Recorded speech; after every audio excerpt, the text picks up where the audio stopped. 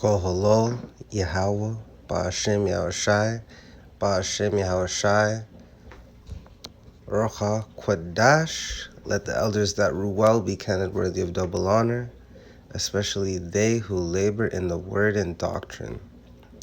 To the 12 tribes which are scattered abroad, greeting. Shalom, brothers and sisters. It's your servant Yashar with another epistle.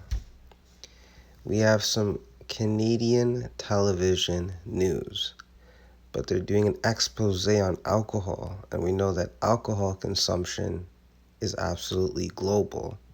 So this information is pertinent to anyone that finds themselves consuming more liquor than maybe they believe they should. So it says here, alcohol consumption linked to thousands of cancer cases in Canada in 2020 study. Researchers from the Center for Addiction and Mental Health say alcohol was linked to thousands of cancer cases in Canada last year, and that even mild to moderate drinking poses risk of developing the disease in the future. Listen, I know that the world is given unto the hands of the wicked. So do you. In fact, we can even quote it, Job 9:24. But I wanted to focus on just specifically alcohol because for me personally, I consumed a lot more alcohol than I know I should have. And it had me in a very low mental state. Although Tawadati Halbashar Mashai for allowing me to continue. So I know that this article, to whoever listens, may it truly help you. So going on, I'll just hit the main points.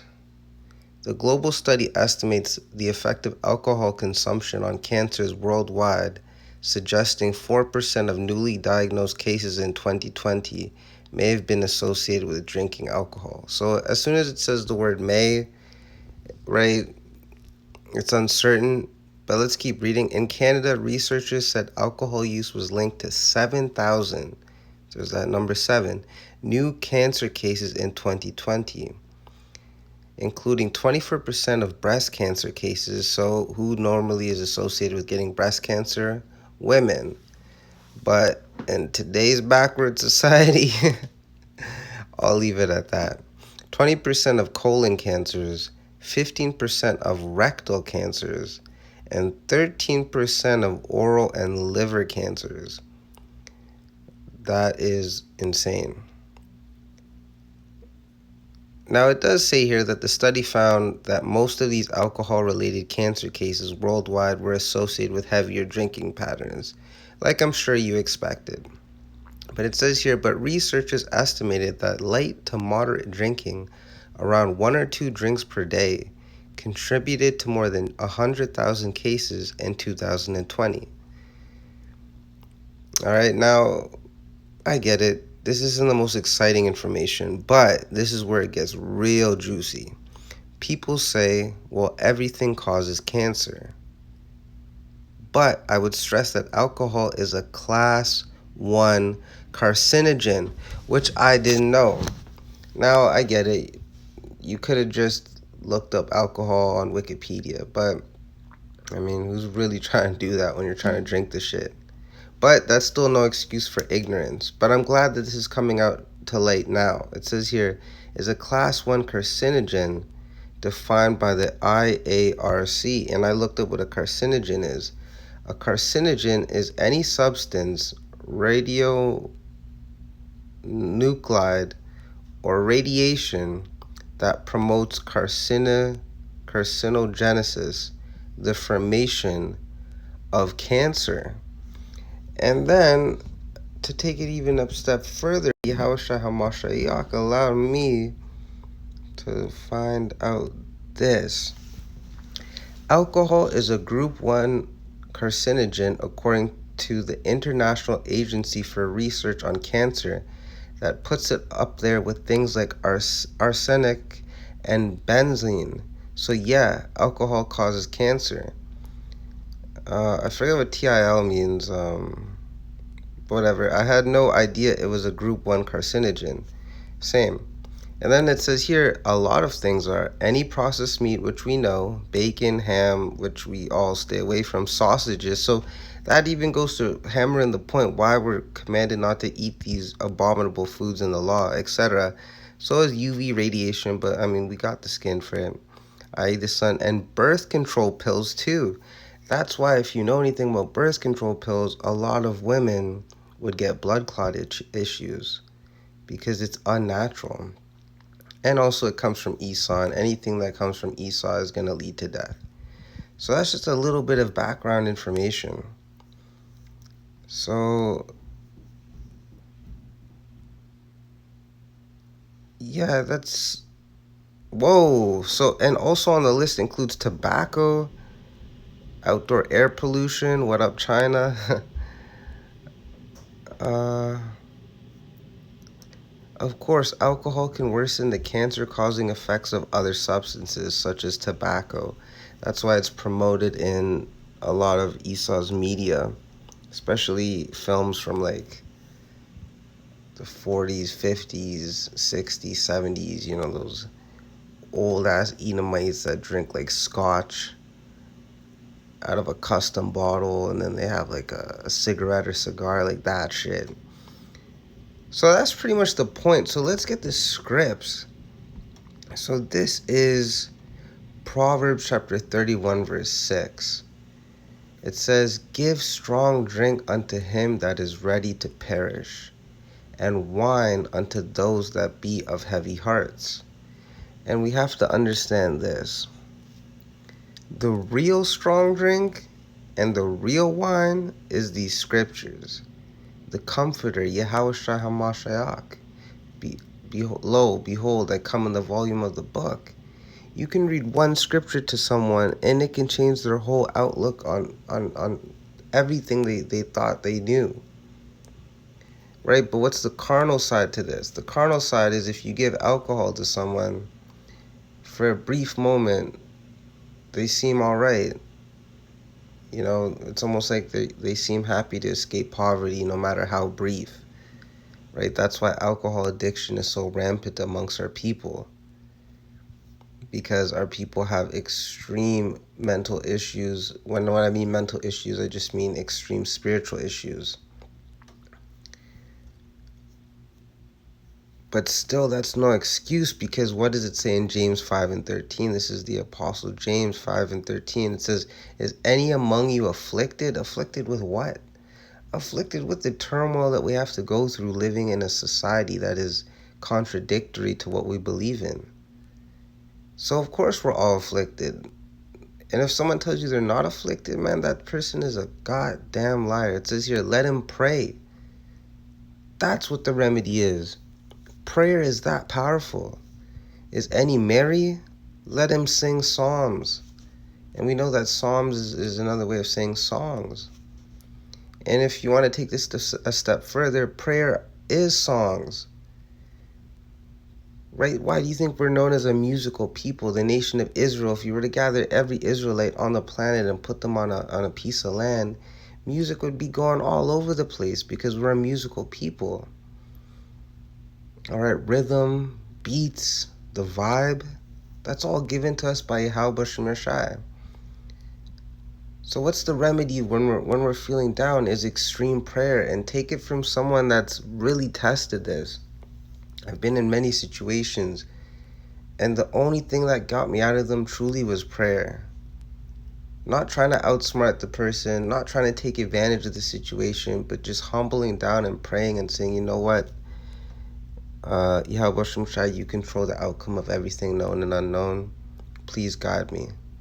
Because you realize man's goings are the Lord. You realize that everything under the heaven belongs to Yahweh Shem Shai, including our souls. But how does this relate to alcohol? So this is Ecclesiasticus 30 and 25. A cheerful and good heart will have care of his meat and diet, And, we've heard the word diet all the time. I've changed my diet this. But what does the word diet really mean? It goes into the way of life. That's why they say you are what you eat, or you are what you consume. But it says here, a cheerful and good heart. And we know that it's not talking about your muscle. It's talking about your mind. So yeah, you want to roll around here in Babylon righteously happy because you're rooted in Yahweh Shai. Well, guess what? You're going to have care for your meat and diet, your way of life. And what is alcohol consumption? Why do you think it leads to so many issues? Because alcohol consumption is a way of life to many people, right? They have to drink socially if they want to do this. People drink before business meetings. People drink before they go to work. People drink before surgeries. People drink before this and that and that and this. And then they become accustomed to it because Yahweh Shai gives them up to demons. Because if you truly are in this truth, you're going to be temperate in all things. All right? You're not going to consume liquor like that.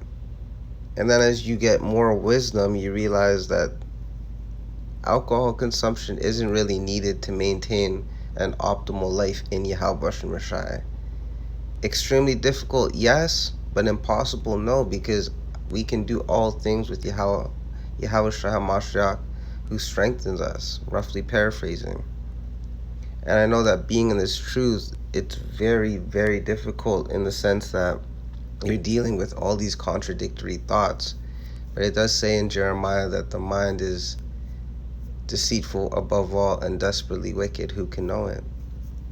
So a lot of brothers turn to alcohol consumption, or they go on a binge where they start popping a bunch of women and shit. But basically that's losing self-control. But what do we learn in James, man? If you are really going through affliction, whatever your flavor of affliction is in that moment, pray. The only way to get out of the situation you've been put in is to go to the Creator who put you in that situation. Really, it's 0 plus 0, man. What I mean by that is just keep it simple. Keep it, straightforward. Anyways, this is Ecclesiasticus 30 and 16. It says, there is no riches above a sound body. And how do you truly get a sound body? Well, one, we know we're in these chains of darkness. But how do you get the best of the worst? Well, the best of the corrupt, I guess you could say, by giving heed unto Yahweh Shai. In order to have a sound body, you have to have a sound mind. In order to have a sound mind, Yahweh Shai has to be working with you.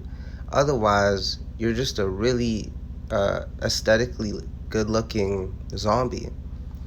And I'm talking, those people that look healthy on the outside, but inwardly they're more unhealthy than a 150-year-old chain smoker that's eating McDonald's every day.